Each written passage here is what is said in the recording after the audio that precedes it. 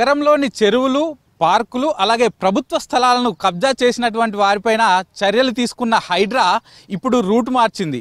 సిటీలో ఉన్నటువంటి చెరువులను పునరుద్ధరించే ప్రక్రియను స్టార్ట్ చేసింది. దీనిలో భాగంగానే మొదటి దశలో 6 చెరువులను 200 కోట్ల రూపాయలతోటి సుందరీకరించడానికి ప్లాన్లు రెడీ చేసింది. సో మొత్తం ఏ చెరువులను సుందరీకరించనుంది, ఈ 6 చెరువులు ఎక్కడెక్కడున్నాయి, వాటి డిజైన్ ఎలా రాబోతుంది, ఎప్పటి వరకు ఈ పనులు కంప్లీట్ కాబోతున్నాయి, ఈ అన్ని వివరాలను ఈ గ్రౌండ్ రిపోర్ట్లో తెలుసుకుందాం.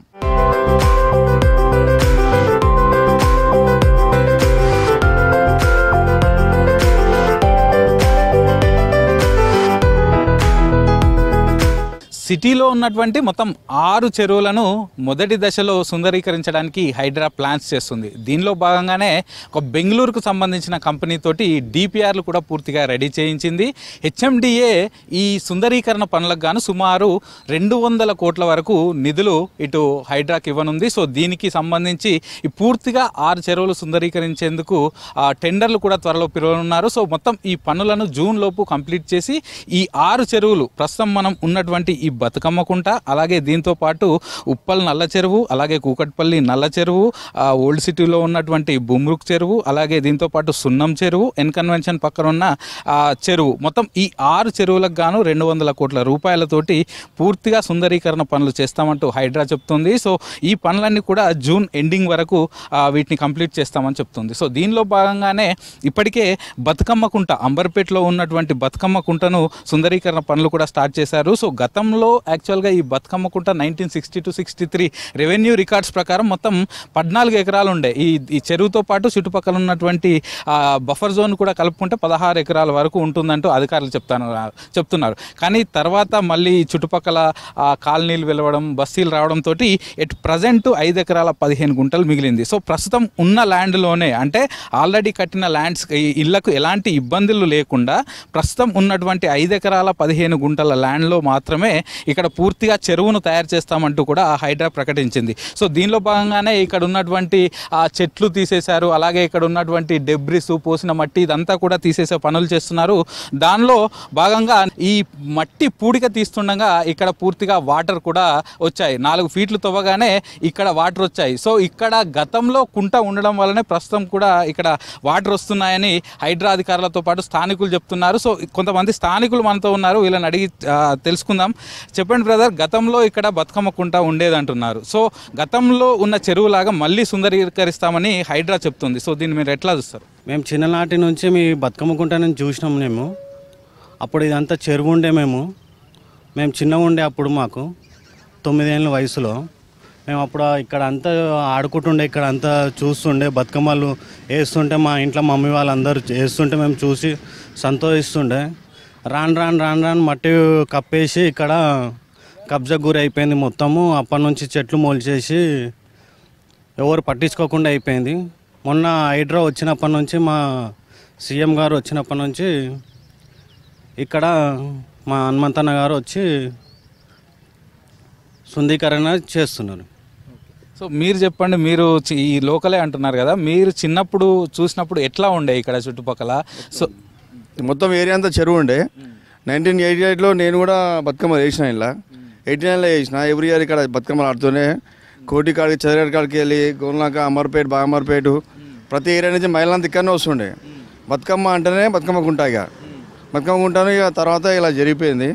ఇప్పటికైనా సంతోషంగా ఉంది, డెవలప్ అవుతుంది అనేసి మా ఏరియాకు. మా ఇల్లు ఇక్కడ ముందర ఉంటుంది. ఏరియాలో అందరూ సంతోషపడుతున్నారు. చాలా సంతోషం అండి.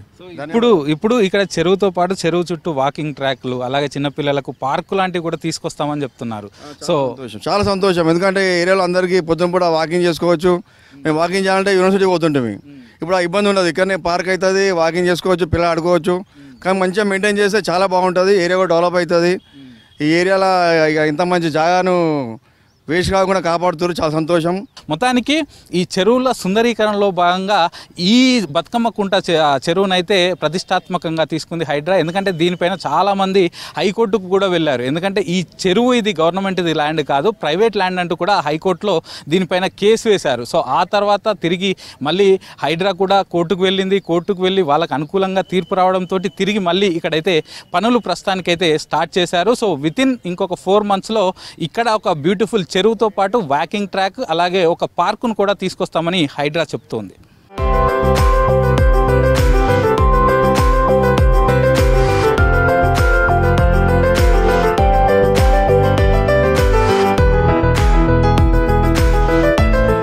ఉప్పల్ నల్ల చెరువు సిటీలో ఉన్నటువంటి చెరువులన్నిట్లో అత్యధికంగా కబ్జా అయిన చెరువు ఏదన్నా ఉన్నదంటే ప్రస్తుతం మనం ఉన్నటువంటి ఉప్పల్ నల్ల చెరువు. ఇటు హైదరాబాద్ వరంగల్ నేషనల్ హైవేకి ఆనుకునే ఉంటుంది. సో ఉప్పల్ బస్ స్టాప్ దాటగానే లెఫ్ట్లో ఈ చెరువు ఉంటుంది. సో ఈ చెరువు 1989 రెవెన్యూ రికార్డ్స్ ప్రకారం ఆల్మోస్ట్ 205 ఎకరాల పాటు ఈ చెరువు విస్తీర్ణం ఉండేదని రెవెన్యూ అధికారులు చెప్తున్నారు. ప్రస్తుతం రీసెంట్గా రెవెన్యూ, ఇరిగేషన్ అండ్ హైడ్రా అధికారులు చేసిన సర్వే ప్రకారం ఈ చెరువు కేవలం 50 ఎకరాలకు కుంచుకుపోయింది. అంటే ఈ చెరువు 25% మాత్రమే ఈ చెరువు మిగిలిపోయింది. మిగతా చెరువు అంతా కూడా కబ్జా అయింది. అంటే 75% చెరువు కబ్జా అయిపోయింది. సో అలాగే ఈ చెరువు ఒకవైపు కబ్జా అవడంతో పాటు మరోవైపు ఈ చుట్టుపక్కల ఏర్పడిన కాలనీ నుంచి మొత్తం డ్రైనేజ్ వాటర్ అంతా కూడా పూర్తిగా తెచ్చి ఇదే చెరువులోకి వదిలేస్తున్నారు. సో ఆ తర్వాత ప్రస్తుతం హైడ్రా ఈ చెరువును కూడా దీన్ని సుందరీకరణ చేయాలని భావిస్తుంది. సో దీనిలో భాగంగా మొదటి దశ సుందరీకరణలో భాగంగా ఈ చెరువును కూడా ఆ ప్రాధాన్యతగా తీసుకొని దీనికి కూడా ఒక డిపిఆర్ రెడీ చేయించింది. ప్రస్తుతం ఉన్నటువంటి ఈ 50 ఎకరాల చెరువుని సుందరీకరణ చేసి దీనికి ఈ చెరువు చుట్టూ కూడా ఒక పార్క్, ఈ చెరువు చుట్టూ కూడా వాక్వే ఏర్పాటు చేస్తారు, వాకింగ్ వాక్వే. అలాగే దీంతో పాటు చెరువు స్టార్టింగ్లో ఒక పార్కు ఏర్పాటు చేస్తామని చెప్తున్నారు. అలాగే దీంతో పాటు ల్యాండ్స్కేప్ ఏర్పాటు చేస్తాం. అలాగే ఆ ఈవినింగ్ టైంలో పబ్లిక్ వచ్చి కూర్చోవడానికి ఒక ఆహ్లాదకరమైన వాతావరణం క్రియేట్ చేస్తాం. దీంతో పాటు కొన్ని రెస్టారెంట్స్ కావచ్చు, కాఫీ షాప్స్ కావచ్చు, అవి ఏర్పాటు చేసుకునేందుకు కూడా ప్లాన్ చేస్తున్నామని చెప్తున్నారు. ఇదే కాకుండా ఇటు బతుకమ్మలు వేసుకోవడానికి ఒక మినీ పాండ్ కూడా ఏర్పాటు చేస్తాం. అంటే ఈ మెయిన్గా ఉన్నటువంటి చెరువులో బతుకమ్మలు వేయకుండా, లేకపోతే వినాయకులు విగ్రహాలు వేయకుండా, ఎందుకంటే వాటిని వేస్తే ఇంకొంచెం ఇబ్బంది అయ్యే అవకాశం ఉంది. మళ్ళీ ఇంత ఖర్చు పెట్టి సుందరీకరణ చేసిన తర్వాత మళ్ళీ వాటిని వేస్తే ఇబ్బంది అయ్యే అవకాశాలు ఉన్నాయి. కాబట్టి ఒక మినీ పాండ్ కూడా ఏర్పాటు చేస్తాం. ఆ మినీ పాండ్లోనే బతుకమ్మలు వేసుకోవచ్చు, వినాయకులు విగ్రహాలను కూడా దానిలోనే వేసుకోవచ్చు అని అధికారులు చెప్తున్నారు. ఇక మరోవైపు ఈ చెరువుని మొత్తం కూడా బ్యూటిఫికేషన్ చేయడానికి హెచ్ఎండిఏ ఆధ్వర్యంలో టెండర్ వేసి నోటిఫికేషన్ కూడా రిలీజ్ చేస్తామని అధికారులు చెప్తున్నారు. సో ప్రస్తుతానికి త్వరలో టెండర్ నోటిఫికేషన్ రిలీజ్ చేస్తాము. ఈ మంత్ ఎండ్ కల్లా ఈ టెండర్ వర్క్స్ కూడా పూర్తిగా అయిపోతాయి. సో నెక్స్ట్ మార్చ్ ఫస్ట్ వీక్లోనే ఈ పనులు కూడా పూర్తిగా స్టార్ట్ అయిపోతాయి. ప్రస్తుతానికైతే దీనిలో ఉన్న కలుషితమైన వాటర్ బయటికి పంపిస్తాం, ఆ తర్వాత పూడిక తీస్తాం. నెక్స్ట్ టెండర్ వేసిన తర్వాత మార్చ్ 1 నుంచి వాళ్ళ డిపిఆర్ ప్రకారం ఆల్రెడీ 3D డిపిఆర్ ఒకటి తయారు చేయించారు. సో మొత్తం ఈ చెరువుకు సంబంధించిన ఇమేజెస్ తీసుకొని దాని ద్వారా ఒక 3D డిపిఆర్ తయారు చేశారు. ఆ డిపిఆర్ ఆధారంగా పూర్తిగా పనులన్నీ కూడా స్టార్ట్ చేస్తాం. అది కూడా మార్చ్ ఫస్ట్ వీక్ నుంచి పనులు స్టార్ట్ అవుతాయని హైడ్రా అధికారులు చెప్తున్నారు.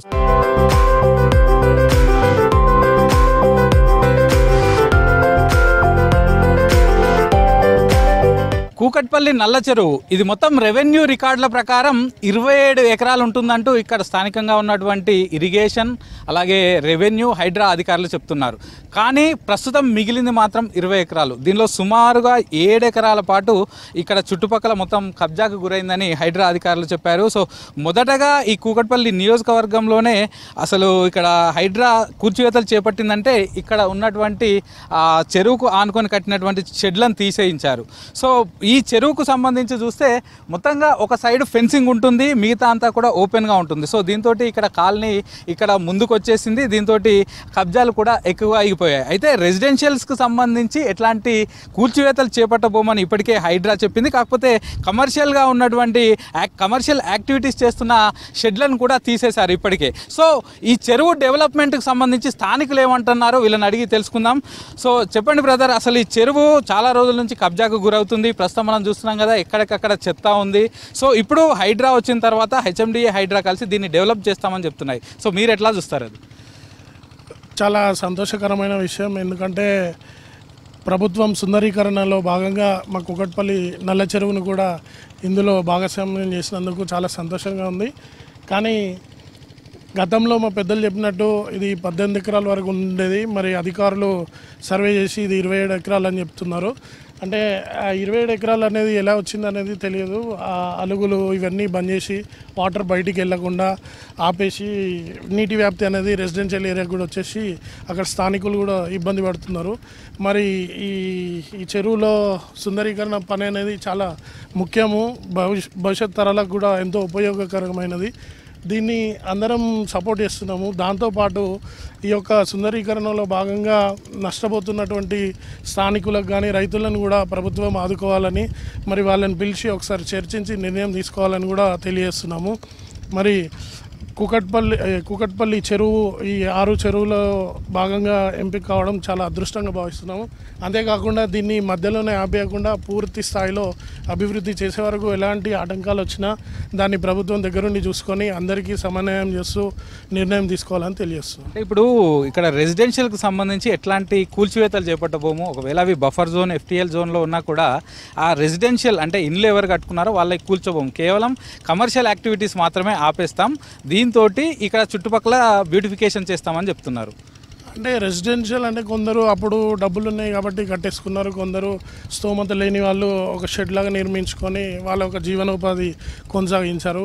మరి వాళ్ళ విషయంలో కూడా ప్రభుత్వం సానుకూలంగా స్పందించి నిర్ణయాన్ని ప్రకటించాలి. ఎందుకంటే ఇది గతంలో మా పెద్దలు చెప్పినట్టు ఏక్ ఫసల్ అంటే సంవత్సరానికి ఒకటే పంట తీసేవారు, మిగతా భూమిలో వాళ్ళ యొక్క కార్యకలాపాలన్నీ కూడా చేసుకునేవాళ్ళు.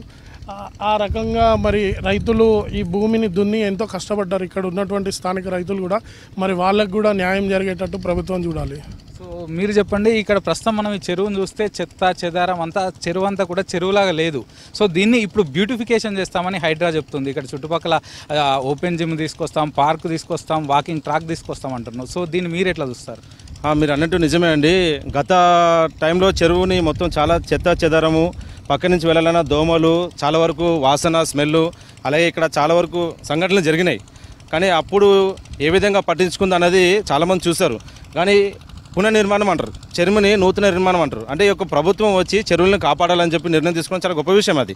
ఎందుకంటే పిల్లలు ఎవరైనా చూడాలని అక్కడికి వెళ్ళి చూడాలి, చెరువు చూడాలంటే కనిపించకపోతే పిల్లలకి చెరువే చూపించలేము మనం.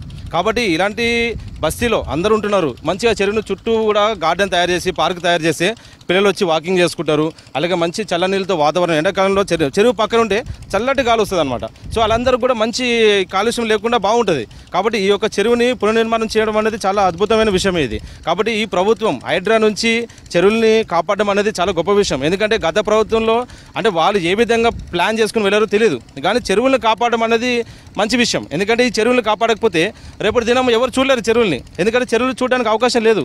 పిల్లలు ఎక్కడైనా తిరిగి చెరువు చూడాలంటే ఎక్కడ చూపిస్తాం మనం? ఏ దుర్గం చెరువులు చూపించాలి. మన దగ్గర ఉన్న చెరువుల్ని వదిలేసి మనం ఎక్కడో చెరువులు చూడడానికి వెళ్ళాల్సి వస్తుంది. కాబట్టి గవర్నమెంట్ అనేది మంచి నిర్ణయం తీసుకుంటుంది. మరి ఒక కాంగ్రెస్ పార్టీ ప్రభుత్వం అయినా ఏ ప్రభుత్వం అయినా కూడా పబ్లిక్కి అవసరమైనది చేయాలి. కాబట్టి ఈ ప్రభుత్వం పబ్లిక్ కావాల్సిన చెరువుని తయారు చేయడము, ఇక్కడ వ్యర్థాన్ని తీసేసి మంచినీటి చేయడము, అలాగే జంతువులు చాలా ఉన్నాయి. నీళ్ళు తాగాలంటే ఎక్కడికి వెళ్తుందండి? ఎండాకాలం చెరువు ఎండిపోతే ఏ జంతువులు ఎక్కడ తాగుతుంది నీళ్ళు? మనం నీళ్ళు పోయాము, కనీసం చెరువు ఉంటే చెరువులు వచ్చి తాగుతాయి కదా. సో ఈ యొక్క నిర్మాణం అనేది మంచిదే నిర్ణయము, ఇక్కడ ఎవరికి ఇబ్బంది లేదు. ఈ చెరువుని కాపాడండి, ఇలాంటి చెరువులు ఇంకెన్నో కాపాడితే కూడా బాగుంటాయని నా యొక్క నిర్ణయం అండి. ఎందుకంటే మన యొక్క నియోజకవర్గంలో ఇప్పుడు చూడండి రోడ్లు కూడా బాగా వేస్తున్నారు. గతంలో రోడ్లు ఎలా ఉన్నాయో నాకు తెలియదు, కానీ ఇప్పుడైతే రోడ్డు చెరువు పక్కంటూ కూడా రోడ్డు చూడండి ఎంత నీట్గా రోడ్ వేసి బాగా తొందరగా అవుతున్నాయి, పనులు కూడా చాలా త్వరగా అవుతున్నాయి. ఇప్పుడు ఈ చెరువు బ్యూటిఫికేషన్ చేయడం వల్ల సో ఈ ఏరియా మీ లోకల్ ఏరియా కూడా డెవలప్ అవుతుంది కదా, సో అది ఎట్లా ఉండబోతుందండి? లేదు, చాలా సుందరంగా కనిపిస్తుంది. లేట్ అయినా కూడా చాలా నీట్గా గవర్నమెంట్ కూడా చాలా మంచిగా పట్టించుకుంటుందని నాకు చాలా మంచిగా అనిపిస్తుంది. చూడండి, గత ప్రభుత్వంలో చేసిన వర్క్ ఎట్లుంటుంది, ఈ ప్రభుత్వంలో చేసిన వర్క్ ఎలా ఉన్నదని జనాలు చూస్తున్నారు. కొంచెం పైన కింద అవ్వచ్చు, కాకపోతే మాత్రం ప్రతి దాన్ని కూడా అసలు హైడ్రా చేయడం అనేది చాలా గొప్ప విషయం అండి. ఇది చిన్న విషయం కాదు. ఇది ఈ యొక్క నిర్ణయం తీసుకోవాలనుకుంటే చాలా వరకు గట్స్ ఉండి తీసుకోవాలి. అలాంటిది ప్రభుత్వం కూడా ముందుకు వచ్చి చెరువుని కాపాడాలనే నిర్ణయం తీసుకున్నారు, చూసినావా? దానికి హ్యాండ్స్ అప్ అండి. సో మొత్తానికి సిటీలో ఉన్న 6 చెరువులను మొదటి దశలో భాగంగా 200 కోట్లు పెట్టి సుందరీకరణ చేయడం మంచి పరిణామం అంటూ కూడా స్థానికంగా ఉన్న పబ్లిక్ చెప్తున్నారు. కాకపోతే ఇటు గతంలో చేపట్టిన విధంగా కాకుండా as soon as possible, as early as possible తొందరగా ఈ పనులను పూర్తి చేయాలని స్థానికులైతే కోరుతున్నారు. కెమెరా పర్సన్ శ్రీనివాస్తో సదానందం, V6 న్యూస్, హైదరాబాద్.